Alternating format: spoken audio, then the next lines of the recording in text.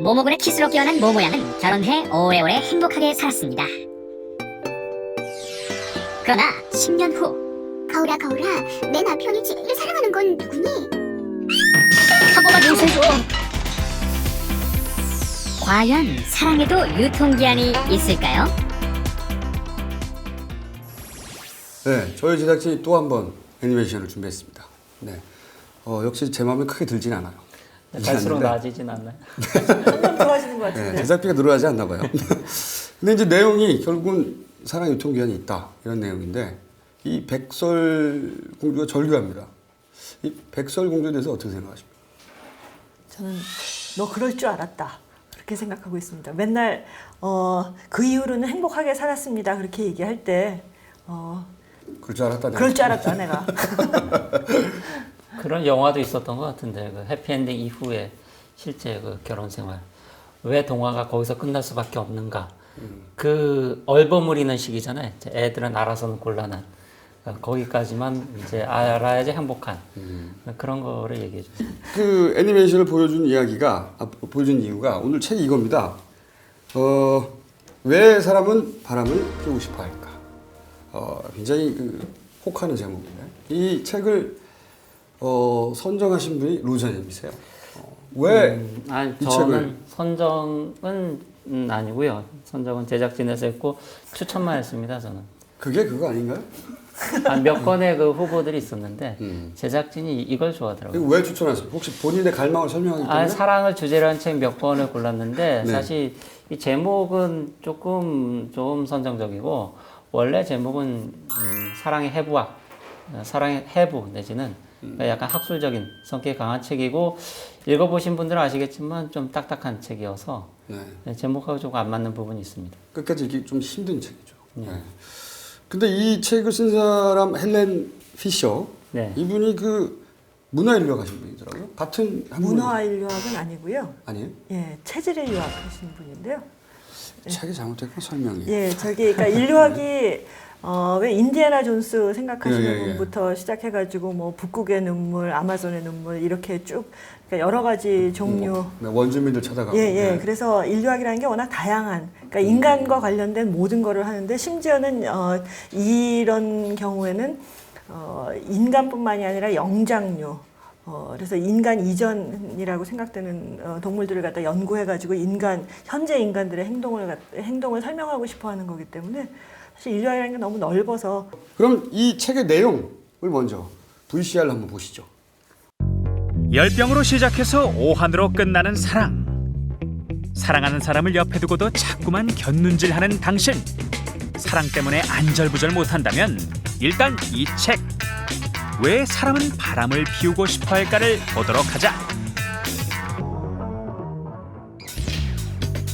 이 책의 저자인 동물행동학자 헬렌 피셔는 사람들이 바람을 피우는 심리를 진화론적 관점에서 해석한다. 남녀관계의 사랑과 배신을 이야기하기 위해 저자는 뇌과학, 유전학, 고고학, 인류학, 동물학, 생물학, 심리학, 진화론의 메스를 들고 장장 400페이지가 넘게 방대한 참고 문헌과 데이터를 제시하고 있다. 그럼 잠깐 내용을 살펴볼까? 남자는 가능한 한 많은 여자를 만나 자신의 유전자를 후대에 전달하려고 한다. 하지만 여자는 임신하고 낳아 기르기 때문에 남자처럼 확률 전략을 취하지 못한다. 전략이 다른 남녀의 결합은 특별한 우정에 불과하고 남녀는 틈틈이 진화를 위해 바람을 피운다. 남자와 여자 서로 이유는 다르지만 인간의 바람기는 오랜 세월 동안 유전자 속에 각인된 빼도 박도 못하는 정보라는 말이다. 그렇다면 정말 분별 없는 애정 행각들이 다만 유전적 결실일 뿐일까?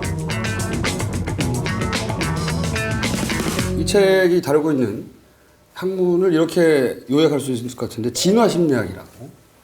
이 진화심리학이라는 학문 자체는 어떻게 생각하십니까? 최근에 각광받고 있는데. 저는 개인적으로 관심 있는 분야이고 좋아하기도 하는데요. 진화 심리학 책들이 많이 이렇게 나오고 있고요. 근데 여기 부제로 붙은 거는 아마 그 원제 부제는 아닌 것 같고요. 사랑과 배신의 진화 심리학 이렇게 돼 있는데, 근데 그 90년대 중반쯤에 제 기억에는 미국 쪽에서도 이제 그쪽 분야가 막 만들어져 가지고 학제화되던 시점이었어요.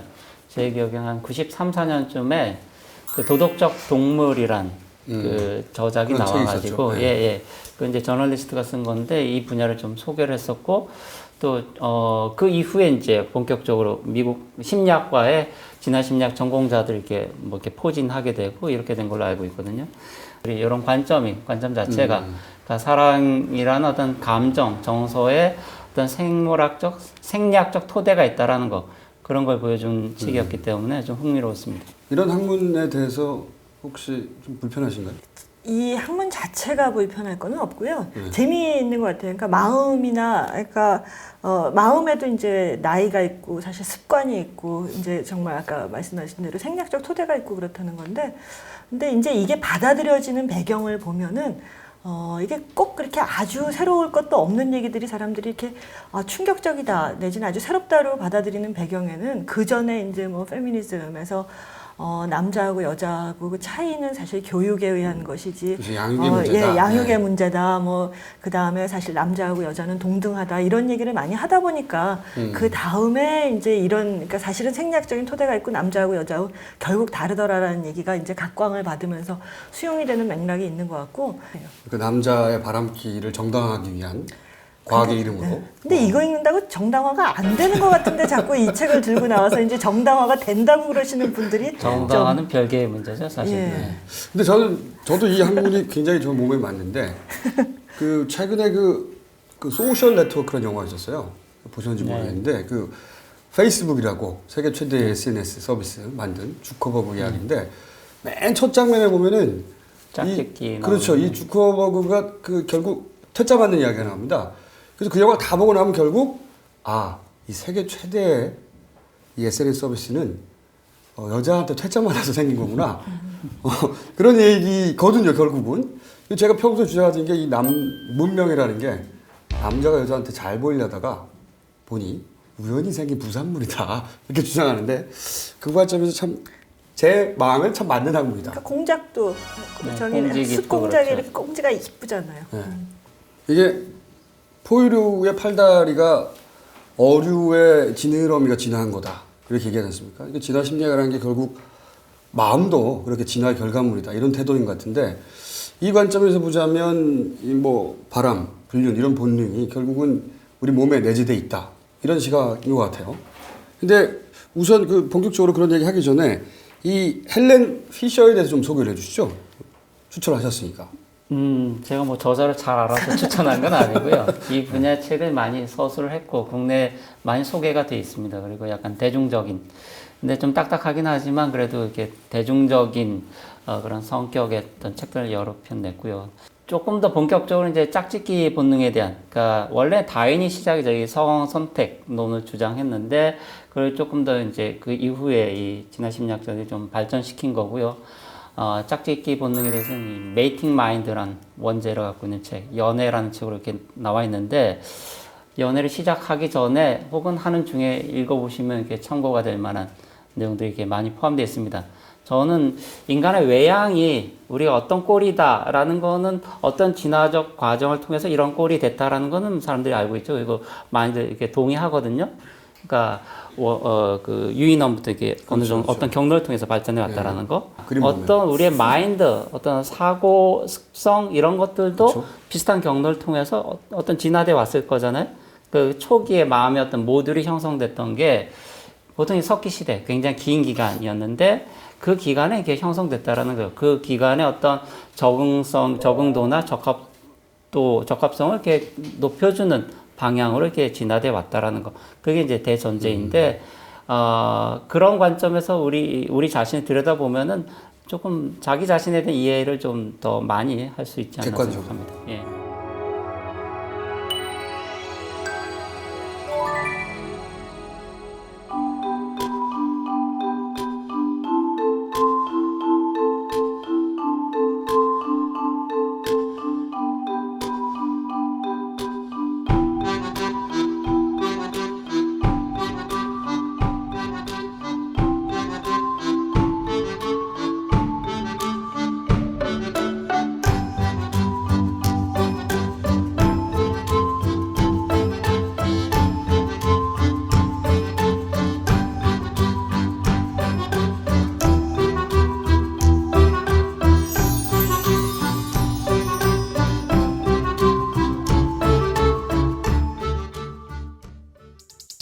그래서 제가 이 헬렌 피셔라는 분이 책을 굉장히 재미없게 썼길래 이분이 어떤 분인지 찾다 보니까 한번 자료를 찾다 보니까 이분이 그 세계에서 최초로 사랑에 빠진 사람들의 뇌를 MRI로 찍은 분이더라고요.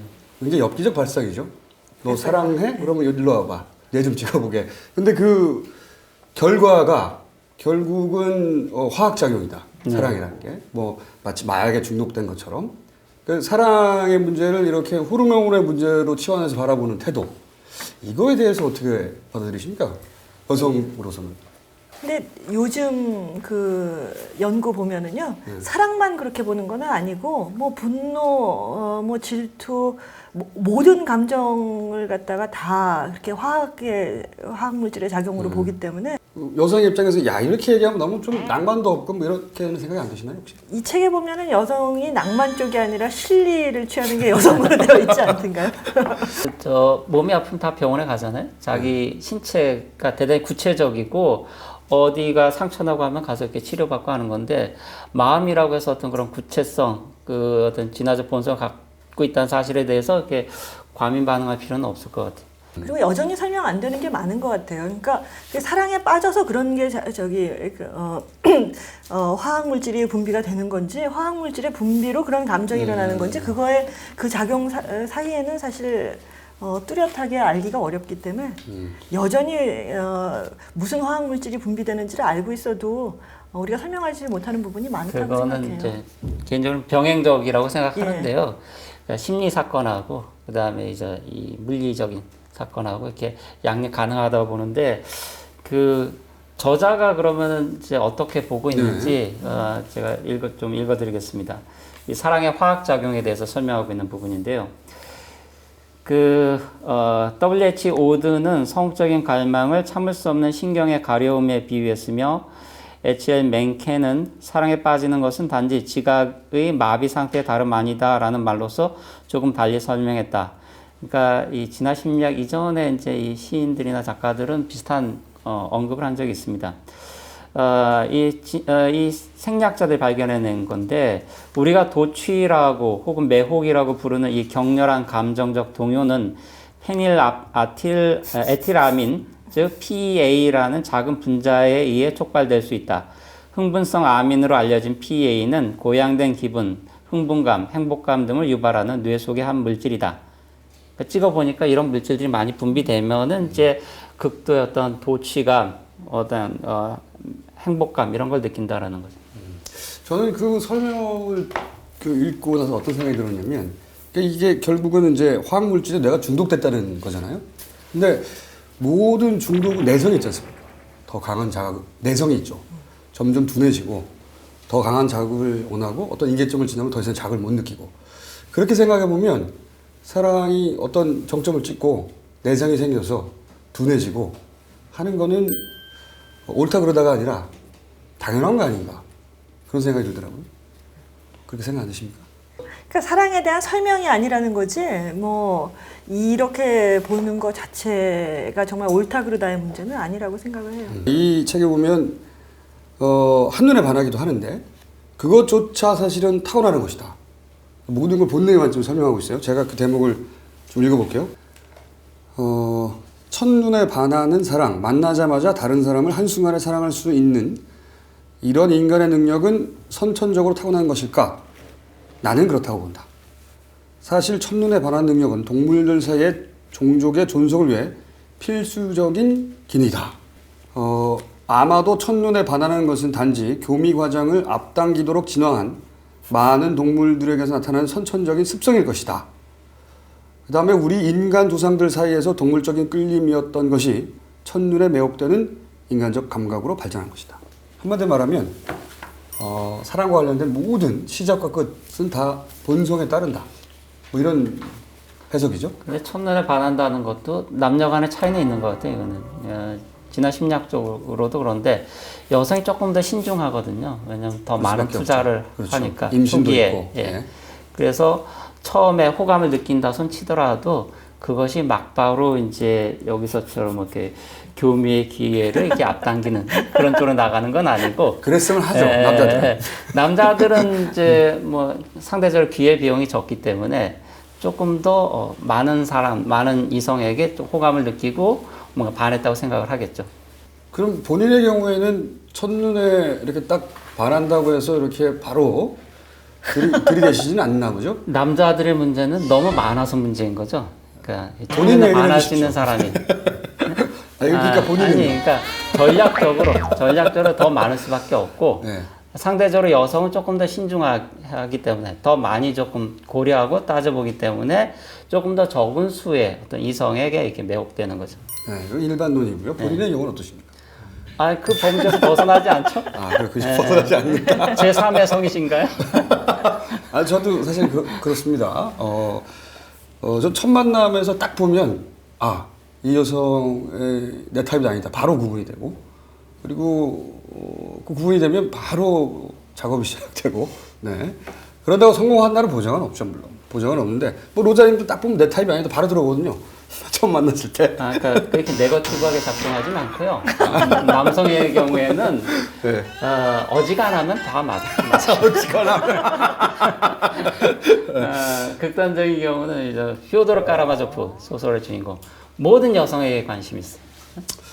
굉장히 공감이 가는. 근데 그 중에서 좀 더 있는 사람이 있고 덜 있는 사람이 있지는 않고 항상 근데 같으신가요? 그러니까 조건이 이제 사회적인 어떤 조건 때문에 가리게 되는 거지 사회적인 어떤 구속으로부터 조금 풀려 있을 수 있다면은 대부분의 여성에게 이렇게 추파를 막. 그렇죠. 남자들은 대부분의 여성들에게 관심이 있는데 저 정도 여성이면 날 거절하겠지 싶을 때 주저합니다.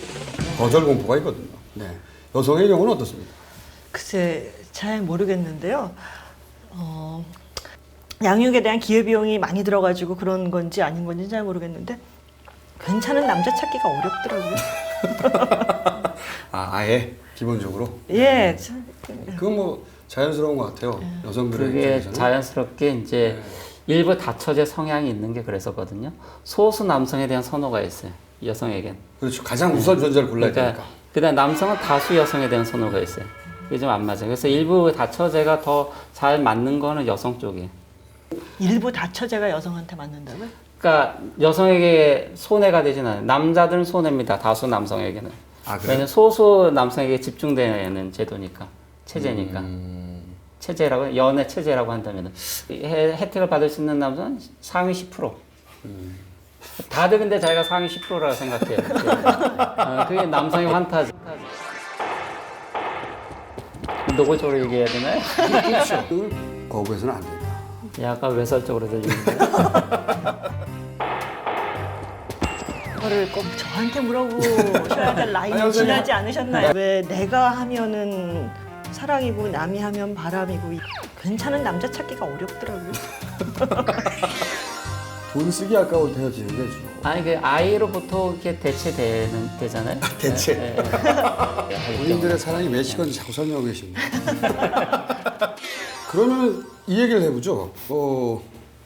본인들은 이게 연애가 다 결국은 사랑의 유통기한이 있다라고 이제 얘기를 하고 있는데 본인들의 경우에 사랑의 유통기한이 있으셨죠? 개인적인 얘기를 해보자면 사랑의 유통기한을 어떻게 감지하셨어요? 끝났다고? 노골적으로 얘기해야 되나요? 그렇죠. 네. 책은 너무 어렵기 때문에. 네. 아니 그 아이로 보통 이렇게 되잖아요. 대체. 그러니까 사랑을 아이로 대체. 두 사람의 어떤 열정이라는 거는 그렇게 지속될 수도 없고 지속돼도 곤란해요. 파리 텍사스 같은 영화를 보시면은 거기 주인공이 이제 결혼을 하는데 둘이 너무 좋아해가지고 남자가 일을 안 나가요.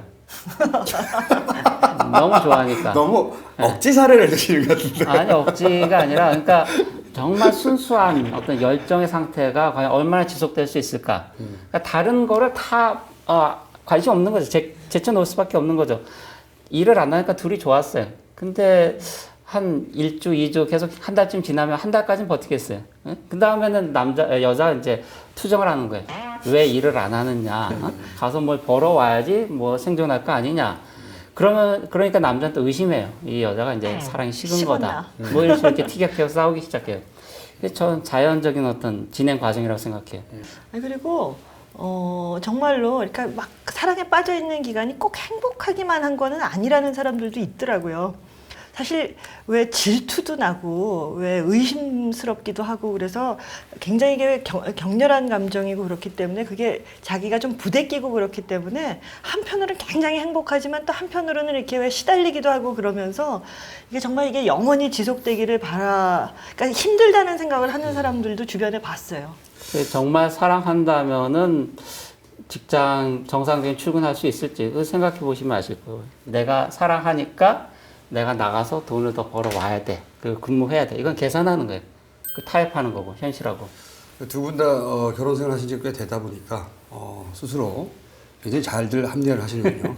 아니 근데 사랑의 소강 상태에 대해서. 아니 사랑이 뭔가에 대해서 한번 또 얘기를 해볼 그러니까 필요도 있는 것 같아요. 예, 열정의 상태는 또 다른 거죠. 그러니까 첫눈에 반하는 그 상태하고 그 오래 알면서 이렇게 다른 종류의 빛깔의 감정이 생겨나는 것 자체를 포함하는 거지 우리가 여기에서 이제 사랑 얘기를 하고 그럴 때는 사실 너무 좁은 의미의 사랑으로 국한이 열정의 되는 사랑만 거. 사랑이라고 말하는 거다. 그래서 약간은 혼동이 있는 것 같아요.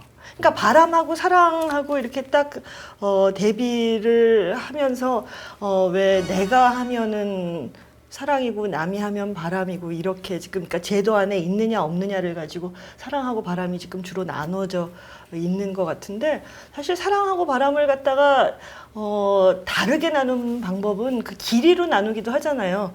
그러니까 왜 화류정은 3년이고 본백정은 100년인데 뭐 그런 노래 가사가 있어가지고 제가 사실 굉장히 지겨워하고 좋아하진 않았거든요. 꼭 병들고 아프면은 집으로 돌아온다는 얘기 같아서 남편들이 예. 그래서 싫어하긴 했지만 어쨌든 그러니까 사랑이라는 거는 사실 그러니까 좀 더 길 수도 있고 근데 이제 바람이라는 거는 그 자체라는 그러니까 굉장히 짧다는 거를 전제로 하면서 지나가는 감정이라는 뜻을 그 자체로 담고 있어서 오히려 어떤 면에서는 바람이라는 말이 좀 안 좋은 말로 쓰이는 것 같기도 해요. 열정이라는 걸 이제 바람으로 비유적으로 이렇게 쓸 수도 있는데 열정을 포함한 사랑도 있고 포함하지 않는 사랑도 있을 수가 있어요. 사랑 이제 두 종류가 있다고 하면 커피도 이제 디카페인 커피가 있거든요. 두 종류 유해하지 않은 유해한 성분을 이렇게 제거한 열정이라는 거는 굉장히 이렇게 도취시키고 고양시키지만 조금 위험해요. 왜냐하면 다른 거에 대한 전념을 방해하기 때문에 사회생활을 불가능하게 하기 때문에 본인들의 사랑이 왜 식었는지 자꾸 설명하고 계십니다.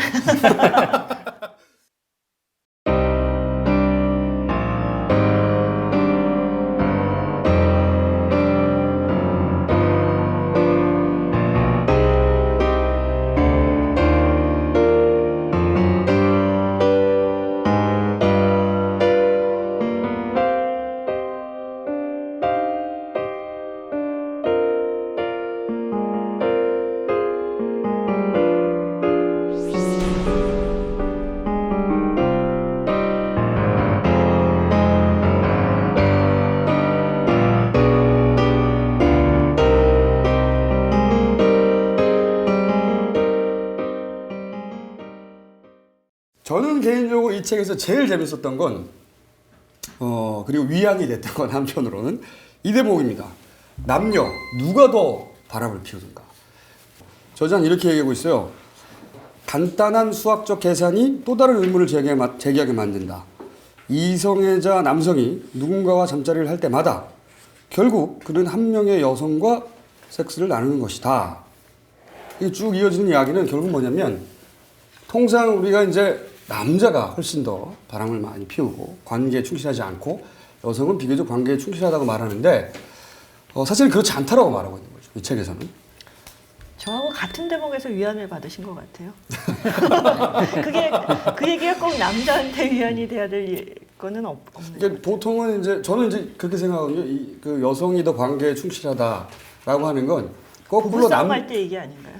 그러니까 싸울 때 네. 그거는 이제 내가 더 충실했다 그러고 이제 싸우기 위해서 하는 얘기지. 그런 의도도 있지만 저는 이게 남자들이 만드는 신화 같아요. 여자들은 의뢰, 관계에 충실하고 집에 붙어 있는 걸 좋아해라고 이렇게 거꾸로 남자들이 만들어낸 게 아닌가. 그렇기 때문에 그 얘기를 들으면 실제로 여자들도 바람을 많이 피운다는 얘기를 들으면 사실은 상당히 많은 수의 여자들이 여자들은 성적으로 수동적이다 그런 이제 신화가 깨지는 거라고 생각하고 거기서 또 위안을 받아요. 근데 조금 성격은 다를 것 같아요. 남성들은 그 숫자에 조금 매혹이 되는데 퀀티티죠. 그래서 돈주앙 리스트 이런 게 있잖아요. 그 19세기 궁정 문화에는 이제 귀족 문화에는 그런 게 좀 있는데 시인들이 이제 자기와 관계를 가진 여성들의 리스트를 이렇게 쭉 적어요. 근데 이제 100명이 넘어가기도 하고 이게 그 돈조반 이런 데서는 훨씬 더 늘어나고 그러는데 근데 여성은 양이 중요하지 않고 질이 중요해요. 그렇죠. 퀄리티. 예. 그래서 그 다른 어떤 이성, 다른 배우자감에 대해서 자꾸 이렇게 관심을 갖고 하는 거지 숫자에 매혹되진 않는다는. 그러니까 비슷하게 이제 여러 이성에 대한 관심을 갖지만 성격은 좀 많이 다르다라는 거. 예. 그러니까 이 얘기 그런 얘기인 것 같아요. 그러니까 남자들의 성 전략은 가장 많은 유전자를 퍼뜨리는 거고 여성들의 전략은 그 중에서 가장 우수한 유전자를 선택하는 전략이 서로 다르다 보니까. 근데 전략은 다를 뿐 실제 여성들이 예를 들어서 뭐 이런 본성, 충동이 적은 건 아니다. 이렇게 바라보는 것 같은데. 근데 여성 내부에도 경쟁이 있거든요. 이거는 다 차이가 있는데 여성도 원래 정숙한 여성 모드를 취했을 때 훨씬 더 자기가 원하는 거를 잘 얻을 수 있는 자원을 획득할 수 있는 확률이 전략이 한 가지 있을 수가 있고 또 이렇게 가볍게 처신함으로써 근데 너무 어려운 여성, 까다로운 여성에 대해서 남자들이 지쳐 있을 때 그 남자들을 이렇게 모을 수 있는 어떤 유인이 되기 때문에 이삭죽기 같네요. 예, 그 두 가지 전략이 다 있는 거죠. 그러니까 모든 여성이라고 해서 일률적으로 한 가지 성향 타입으로 이렇게 고정시킬 수는 없는 거죠. 너무 어려운 여성에 대해서 남자들이 지쳤을 때 그 남자들 이렇게 그러니까 그런 말씀이신 것 같아요. 과거에 왜 제국주의가 이제 식민을 정당화하기 위해서 우생학 뭐 이런 걸 과학의 이름을 동원했잖아요. 뭐 아일랜드인들은 뭐 두개골이 작아서 마땅히 영국의 지배를 받아야 된다 이런 식으로. 그것처럼 이 진화 심리학의 이름으로 이제 남자들이 이제 자신들의 바람을 정당화한다든가 이렇게 이용되면 안 된다. 네. 남자들만 관련된 건 아니고 여성의 감통에 대해서도 불륜에 대해서도 다 마찬가지인데 근데 그런 어떤 뭐랄까 어떤 성향 자체하고 거기에 대한 어떤 정당화 문제, 의미 부여 문제는 좀 별개로 다뤄야 될 것 같고요. 그 저자가 이렇게 재밌게 들고 있는 예 중에 하나는 이제 이탈리아에서의 그 간통 사례들, 불륜 사례들도 흥미로운데 그 경우에는 오히려 이 불륜이 이게 더 정상적이고 오히려 이게 일부일처제를 이렇게 고집하는 것, 준수하는 게 예외적인 그런 문화권도 이렇게 있다라는 거죠. 예. 근데 물론 그런 경우에도 이제 결혼 제도에 대한 존중은 충분히 이렇게 이루어지고 있고요. 혼외 정사를 공개적으로 하는 경우는 이제 엄격하게 제한을 받는 거죠. 근데 아까 초반에 잠깐 얘기 나왔는데 이제 일부 다처제가 오히려 지배적인 시스템이다라는 주장이나 또 뭐 사례를 드는 거에 대해서는 어떻게 생각하십니까? 그게 일부 다처 노자님 이야기는 일부 다처제가 오히려 남자들한테 불리한 시스템이다. 근데 이제 일반적으로 생각하면 여성들이 손해보는 시스템 같거든요. 그러니까 다처 일부제도 있잖아요. 적다는 거죠, 이제. 예. 없는 게 아니라. 네. 아니, 그러니까 있는데 일처다부제. 일처다부. 네. 일부 다처. 그러니까 일부 다처도 있고 일처다부도 있고 굉장히 여러 가지 이제 왜 혼인제도가 많이 있는데 그게 어떤 제도면은 여자한테 유리하고 어떤 제도는 남자한테 유리하고 뭐 이런 문제는 좀 아닌 것 같다는 생각도 들어요. 저는 이제 전형적인 일부 다처제가 남성들에게 불리한 시스템일 수 있다. 이런 노자님 주장을 하셨는데 저는 거기 어느 정도 동의하는 부분이 있습니다. 그 동물들 세계에서 이제 가장 많이 드는 예 중에 하나가 숫사자가 사냥도 안 하고 암사자들이 잡아놓은 그 동물만 맨 먼저 가서 뺏어먹고 이 숫사자들이 등치만 크고 빠르지도 않고 사냥도 다 암사자들이 해줬다 보니까 오래지 않아 굶어 죽습니다. 그러니까 거꾸로 가만히 암사자의 관점에서 보니까 암사자는 무리를 떠난 적이 없어요. 그런데 언제나 싸움에서 이기는 가장 젊은 숫사자 유전자를 적응받는 거예요. 그러니까 뭐 말씀하셨듯이 어떤 시스템이 반드시 남자에게 유리하고 여자에게 불리하지만은 않다. 그러니까 자연의 상황에서는 사실은 어느 한 성이 일방적으로 유리한 시스템은 유지될 수가 없지 않습니까? 그래서 일부 다처제 얘기하면 여성들이 발끈하는데 꼭 그런 일은 아니에요. 근데 이제 모든 문화형을 그 생물학적 기조로만 이렇게 환원시켜서 설명할 때는 좀 무리할 수가 있고, 또 이제 오작동이라는 측면은 항상 있거든요. 이렇게 과잉, 오버하는 측면들이 있는데 그런 것마저도 이렇게 어떤 그 생물학적인 본성의 어떤 순 기능으로 이렇게 설명하려고 하면은 조금 문제가 빚어질 때가 있는 것 같아요. 근데 저도 충분히 동의하는데 그런 대목은 짚어볼 만한 것 같아요. 그러니까 지금 현재 일부 일처제가 가장 평균적인 시스템일 뿐 이게 언제 바뀔지는 모른다. 과거를 봐도 그렇고 어떻게 바뀔지는 모르겠지만 그러니까 일부 일처제만이 유일하게 윤리적인 제도이고 그것이 우리가 지켜나가야 할 관습이라고 우리가 배우고 있는데 현대는 그렇지만은 않을 수 있다는 저는 생각도 합니다. 관습 이상의 거라는 생각이 들어요. 이거를 갖다 관습이라 그러면은 그냥 무슨 풍습같이 되지만 사실은 제도잖아요. 그러니까 왜 사람이 왜 자식한테 성을 물려주고 사회에 태어나는 애들을 갖다 그 사회의 정당한 구성원으로 인정을 하고 뭐 재산을 물려주고 그러는 그 여러 가지 과정 자체가 지금 많은 사회에서 일부 일처제의 근거를 두고 있기 때문에 이게 내가 바꾸자 그래서 바꾼다든지 아니라 그래서 아니게 된다든지 그거는 좀 쉽지 않은 것 같아요. 근데 그 일부 일처제라는 것도 조금 엄밀하게 얘기할 필요는 있는데 법적으로는 그 공시적으로는 일부 일처제를만 인정하지만 통시적, 그러니까 이혼하고 다시 재혼하는 건 얼마든지 가능하잖아요. 그런 방식으로 이게 일부 다처 혹은 일처 다부는 허용하고 있는 거기 때문에 생물학적으로 이 유전자들이 이렇게 손해 보는 건 아닌 것 같아요. 네, 여기서 저희 제작진이 트위터 블로그에 올린 질문에 답한 시청자들의 댓글 한번 읽어보죠. 사람은 왜 바람을 피우고 싶어 할까요? 라고 질문했거든요. 여기서 많은 분들이 댓글을 남겨주셨어요. 우수 댓글은 소정의 기념품. 소정의 기념품 정체는 저는 아직도 모르는데 어쨌든 소정의 기념품 나갑니다. 많은 댓글들이 있는데 이 중에 뭐 답변하고 싶으신 저는 바람이라는 게 피고 싶어서 피는 게 아니라 어쩔 수 없어서 피는 것 같긴 한데 여기 이걸 보고 저는 막 웃었습니다. 블랙커피님이 남겨주신 댓글인데요. 공자 말씀에 사람의 본성은 다 같지만 행함으로 차이가 난다 이렇게 말씀해 주셨어요. 이거 바람을 행하는 자가 더 낫다는 건가요? 그러면 새겨 들으셔야 될 것 같아요. 열려있는.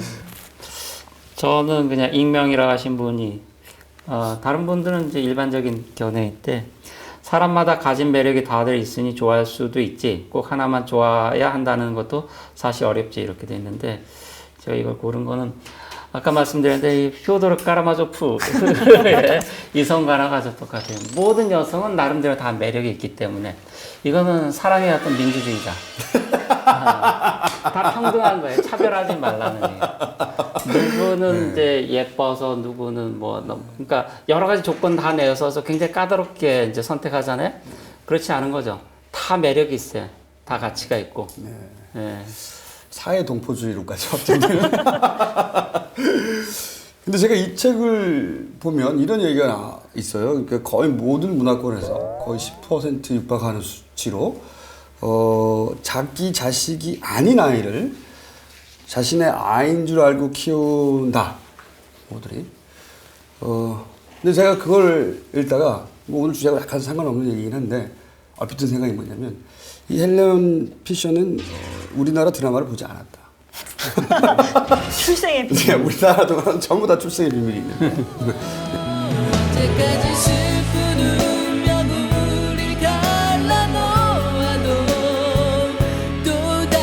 근데 그 미래학자가 그런 얘기를 했다고요. 여기 계속 나눈 얘기이기도 한데 일부 일처제가 사라질 거다. 아마 30년 이내에는. 어떻게 생각하십니까? 그 대목에 대해서. 아까 이현우 선생님 말씀하신 대로요. 일부 일처제를 또 뭘로 보느냐에도 달린 것 같아요. 왜냐하면 이미 그전에는 왜 첫날 밤이라는 게 굉장히 중요한 게 결혼을 해야 성관계를 맺는 걸로 되어 있어가지고 성하고 결혼 사이에 연관이 있었는데 이제는 그게 깨졌거든요. 성하고 결혼 제도의 연관이 깨졌고 이제는 사실 결혼을 한다는 거하고 같이 산다는 거하고의 연관도 여러 방향에서 깨지고 있어요. 그래서 한편으로 보면 한국에서 기러기 엄마, 기러기 아빠 이것도 왜 그 결혼을 하면 같이 산다, 평생 같이 산다 이게 깨지는 한 가지 예라고 그럴 수도 있지만 서양 같은 경우에 보면은 남이 보면 완전히 결혼을 했는데도 자기네는 결혼을 하지는 않았다고 얘기를 하는 사람들이 많은 게 결혼이 갖는 그 종교적인 색채가 있기 때문에 그냥 혼인 신고만 하고 사는 거는 결혼이라고 부르지 않기도 하고 그래서 그러니까 옛날 같이 정말 한 사람이 한 번만 결혼을 하고 결혼을 해야만 서로 이제 성관계를 맺고 아이를 낳고 뭐 평생 살고 이거에 이렇게 신의 어떤 그 뜻 이런 게 담겨 있고 이런 결혼은 지금 거의 사라져 가고 있는 것 같고 사라질 수밖에 없다고 생각이 듭니다. 저는 이혼을 했거든요. 이 이야기에 대해서 말할 자격이 충분한 것 같은데 이 대목은 당사자주의지. 결혼이 보통 그 사람이 아니라 그 사람인 줄 아는 사람하고 하죠. 제가 보는 관점에서는 그렇습니다. 그래서 보통 이제 사람들이 변했다 결혼하고 나서 하는데 변한 게 아니고 자기가 보고 싶은 것만 봤던 거예요. 그 사람인 줄 알고. 근데 결혼하고 어느 시점 지나고 나면 딴 사람인 거죠. 이혼은 어떤 의미에서는 거의 당연하다. 자기 착각이 만들어낸 허상의 인물과 결혼한 결과 그 실체를 어느 순간 발견하고 난 다음에는 사실은 제도로서의 결혼이 가지는 이 사회적 압력만 아니었다면 대다수는 이혼했을 것이다. 그 약간 이제 조금 형이상학적인 설명 위협을 느끼시는 들어가 있는데, 근데 이제 이 헬렌 피셔 같은 이 사람은 어떻게 설명하냐면 이제 생략적으로 아까 초반에 나왔지만 그 사랑의 유통기한, 어떤 열정의 유통기한이 한 2년. 그러니까 그 다음에, 그러니까 자기 안에서 어떤 열정의 감정이 더 이상 남아있지 않았을 때 이제 당혹스러워하는 거죠. 분명히 열정적으로 이렇게 사랑했는데 그 어떤 감정적 토대가 있었으니까 이제 결혼까지 했지만 더 이상 자기 안에 그런 게 남아있지 않을 때, 이제 원래는 그 다음 단계로 이렇게 넘어가는 건데 자연스럽게, 혹은 아이가 이제 생김으로써 둘 사이에 대체 전이 될 수 있거든요. 그게 이제 다음 단계, 부부 생활의 어떤 다음 단계에 넘어가는 어떤 과정인데, 거기서 그렇게 자연스럽게 이행하지 못하고 자기 감정에 충실하고자 할 때 문제가 생긴 거죠. 더 이상 사랑하지 않는 사람과 이 관계를 유지할 수 없다. 그러니까 자기 본성에 충실하자면, 본능에 충실하자면은 그때 이제 이혼할 수가 있는 거죠. 그러니까 이혼율이 이건 아마 통계적으로 나와 있는데 문화권별 큰 차이 없이 그때 이혼율이 가장 높은 걸로 되어 있거든요. 그 시점. 네, 어떤 생략적인 그 기반이 토대가 있다는 설명이죠. 이렇게 그 어떤 신경 전달 물질의 중독 상태에서 벗어나면 그때부터 제가 아까 말씀드린 대로 진짜가 보이는 거죠. 내가 보고 싶어 했던 어떤 가상의 이미지로서의 상대가 아니라 그 사람인 줄 안 사람은 사라지고, 네, 진짜가 보이는 거죠. 그게 진짜는 아니고요. 그러니까 그 열정의 상태일 때 나에게 보인 것과 네. 그 다음에 그 열정이 빠진 상태에서 나에게 보이는 것이 차이가 있는데 그 차이를 자기가 수용하지 못하는 거죠.